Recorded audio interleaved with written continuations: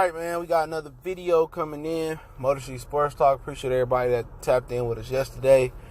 And Glen Robinson III, he had a team option. The Detroit Pistons declined it. It was for a little bit over $4.2 million. So they looked to replace Glen Robinson III with what they got on the roster already, which is Ayuku, Tony Snell, Kyrie Thomas, Luke Kennard, who else they got? Bruce Brown type. So they'll be looking to replace him with one of those type of guys or bring somebody outside the organization in. I know a lot of people were saying that the Pistons were going to target Darren Collison. He was out of the price range. Collison was not a mid-level exception player. He was going to get $10 to $12 million on the market. Mid-level was around $5 million, but he retired last night. Hopefully, wish the best for him. But Glen Robinson moves on. I don't know why people are so high on him. I think he started like 15 games maybe for the Pistons. He looked to have like the talent. He's a superior athlete. But you know what? He just like his daddy. He don't have a dog in him. You know, his daddy just didn't have.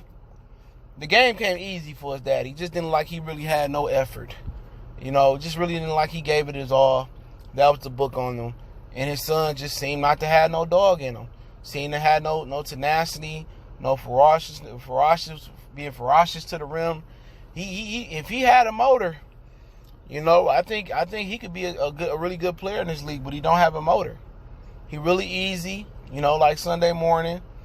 But I don't think it's a huge loss. Some Pistons, you know, act like shit be catastrophic. Like when Stanley Johnson left, you got Piston fans still saying, "Oh, Stanley can be great." He one step away from playing overseas or being a permanent G League player. You know, so at the end of the day, we'll see, man. He didn't have a huge role in the team. I know they looking for a point guard. Maybe they bring back Ish Smith. I would, and or maybe they look to bring in George Hill. But as far as the wings, I'm not exactly sure what's out there at the wing position. Okay, you know, for on their price range, but we got to see.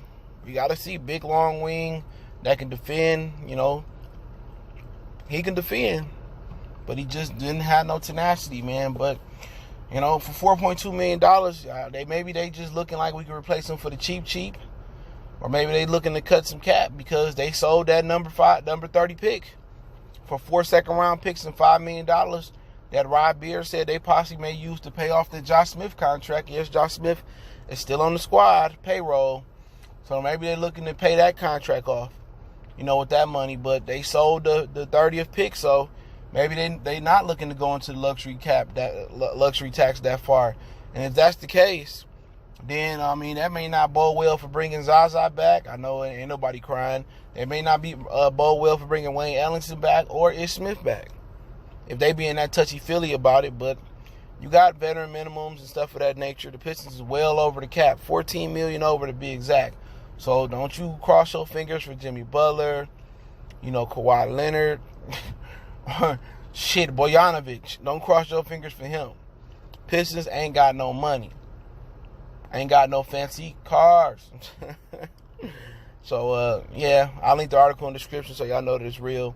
Don't forget we on Facebook, Instagram, Twitter. Reach out to the email. All the links there. Don't forget to check out the channel. More sports, music, and entertainment, and much, much more. Goodfellas Sports TV. One time for the one time we gone.